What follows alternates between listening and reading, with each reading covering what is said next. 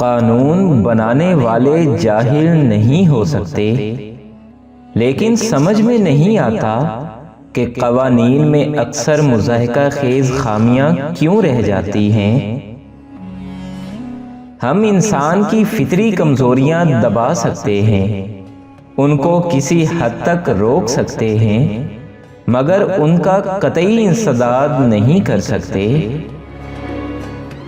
سوال ہے کہ جو چیز جیسی ہے اسے منوعن کیوں نہ پیش کیا جائے، ٹاٹ کو اطلس کیوں بنایا جائے، غلاظت کے ڈھیر کو عود و عنبر کے انبار میں کیوں تبدیل کیا جائے۔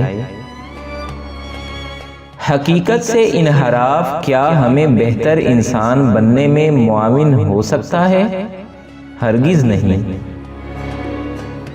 میرے افسانے تندرست اور صحت مند لوگوں کے لیے ہیں، نارمل انسانوں کے لیے جو عورت کے سینے کو عورت کا سینہ ہی سمجھتے ہیں اور اس سے زیادہ آگے نہیں بڑھتے، جو عورت اور مرد کے رشتے کو استحجاب کی نظر سے نہیں دیکھتے۔ سب سے بڑا مسئلہ یعنی تمام مسئلوں کا باپ اس وقت پیدا ہوا تھا جب آدم نے بھوک محسوس کی تھی۔ دنیا میں جتنی لعنتیں ہیں، بھوک ان کی ماں ہے۔ روٹی اور پیٹ، عورت اور مرد، یہ دو بہت پرانے رشتے ہیں، ازلی اور ابدی۔